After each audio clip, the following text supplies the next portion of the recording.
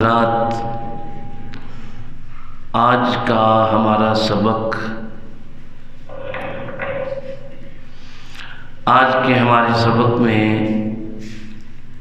کن چیزوں سے نماز ٹوٹتی ہے،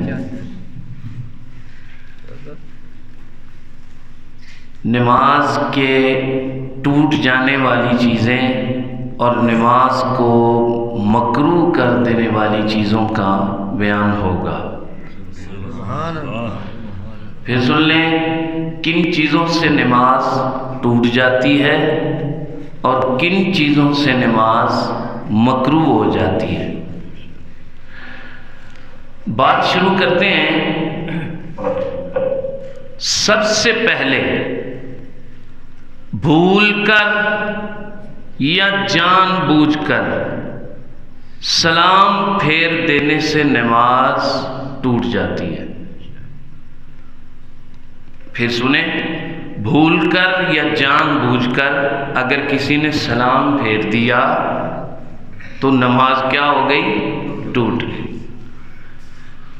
اس کے بعد حالت نماز میں اگر کسی نے کسی سے کلام کر دیا، مطلب کسی سے بات کر دی، خواہ تھوڑی ہو یا بہتی ہو، کم ہو یا زیادہ ہو، اگر کسی نمازی نے کسی سے نماز کے اندر رہتے ہوئے بات کر دی تو پھر بھی اس کی نماز کیا ہو جائے گی؟ ٹوٹ جائے گی۔ منہ میں کوئی کھانے والی چیز تھی، اس کو نگل گیا،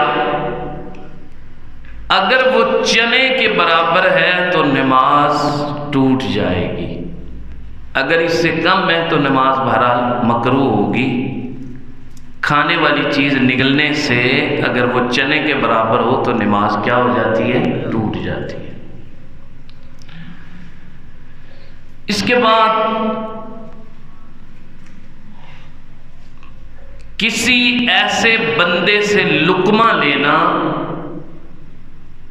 امام کا کہ جو اس کے مقتدیوں میں سے نہیں ہے۔ مثال کے طور پر امام جماعت کروا رہا ہے، پیچھے 10 بندے نماز پڑھ رہے ہیں، اب 10 بندوں میں سے نہیں، باہر سے کوئی 11واں بندہ ویسے ہی سائڈ پہ کھڑا ہے، اس نے اگر لقمہ دے دیا امام کو تو امام کی نماز ٹوٹ جائے گی، امام کی بھی گئی اور پیچھے والوں کی بھی گئی۔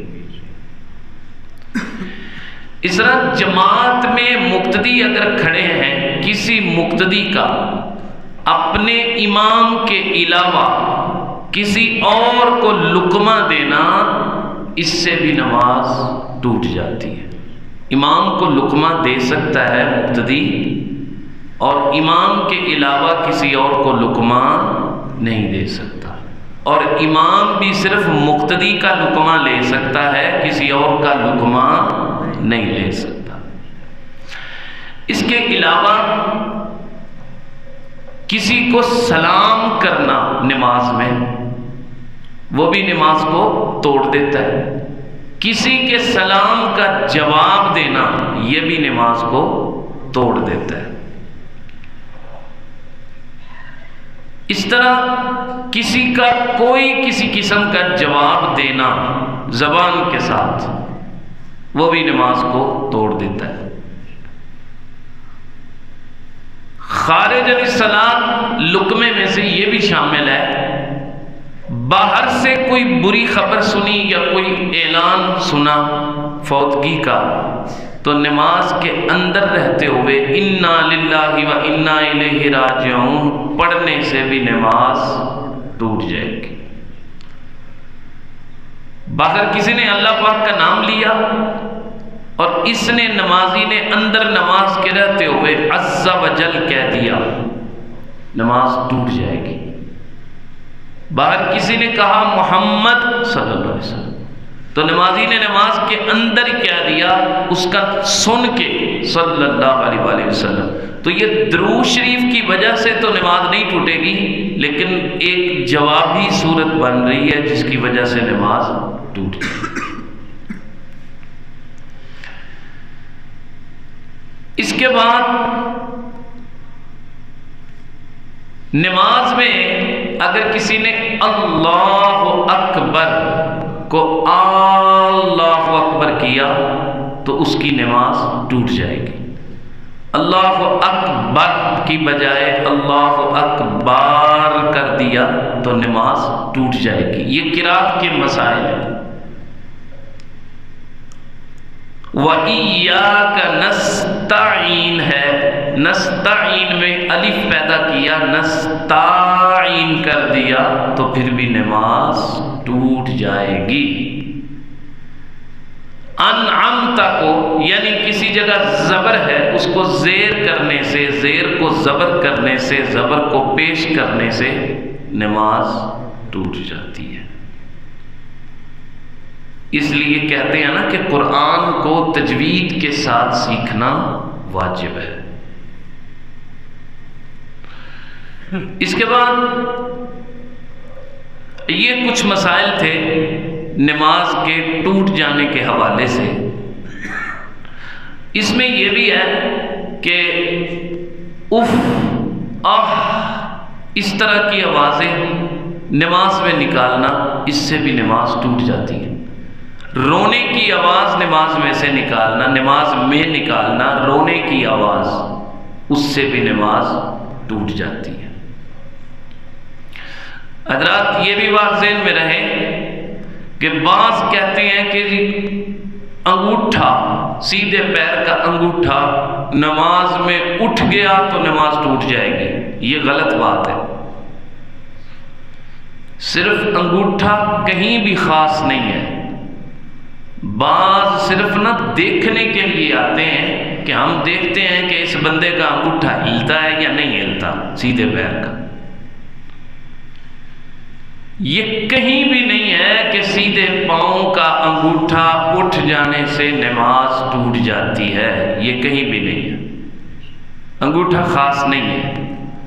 ہاں حالت سجدہ میں 3 انگلیوں کا، ہر پیر کی 3 انگلیوں کا لگنا واجب اور 1 انگلی کا کم از کم لگنا وہ فرض ہوتا ہے، پیٹ لگنا. تو اگر 1 انگلی میں صرف انگوٹھا لگایا ہوا ہے تو تب تو بات ہو سکتی ہے کہ انگوٹھے کے اٹھ جانے سے نماز ٹوٹ جاتی ہے. اس کے علاوہ یہ بات غلط مشہور ہے کہ انگوٹھے کے اٹھ جانے سے نماز ٹوٹ جاتی ہے. اس طرح دودھ پلانے والی عورت اگر اس کے بچے نے حالت نماز میں دودھ پینا شروع کر دیا تو ماں کی نماز کیا ہو جائے گی؟ ٹوٹ جائے گی.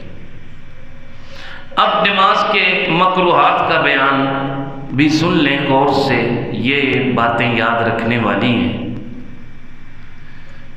داڑھی کے ساتھ یا کپڑوں کے ساتھ یا بالوں کے ساتھ کھیلتے رہنا نماز میں، یہ کیا ہے؟ مکروہ ہے. یہ تو میں نے آپ کو بتایا ہوا ہے نا، حرام کیا ہوتا ہے، مکروہ کیا ہوتا ہے، مکروہ تحریمی کیا ہوتا ہے، تنزیہی کیا ہوتا ہے. تو داڑھی یا بالوں یا کپڑوں کے ساتھ کھیلتے رہنا، اس سے نماز کیا ہو جاتی ہے؟ مکروہ ہو جاتی ہے. کپڑا اپنے سر پر یا کاندھوں پر اس طریقے سے لٹکانا کہ اس کے دونوں کنارے لٹک رہے ہوں، اس سے بھی نماز مکروہ ہو جاتی ہے.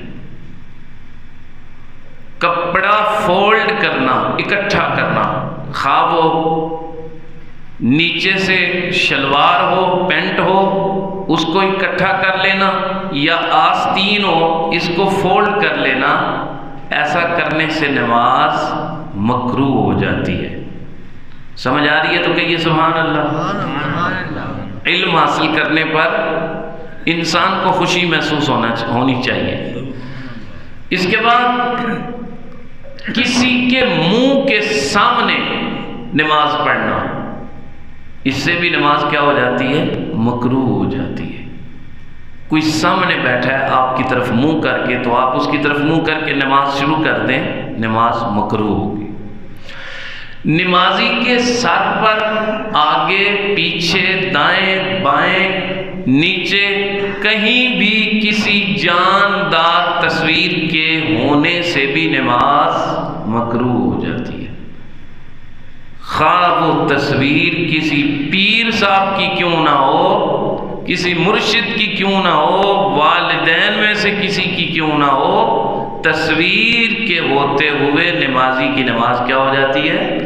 مکروہ ہو جاتی ہے۔ اس کے بعد اگر امام کے پیچھے ہے تو امام سے پہلے کسی رکن میں جانا یا کسی رکن سے اٹھنا، اس سے بھی نماز کیا ہو جاتی ہے؟ مکروہ ہو جاتی ہے۔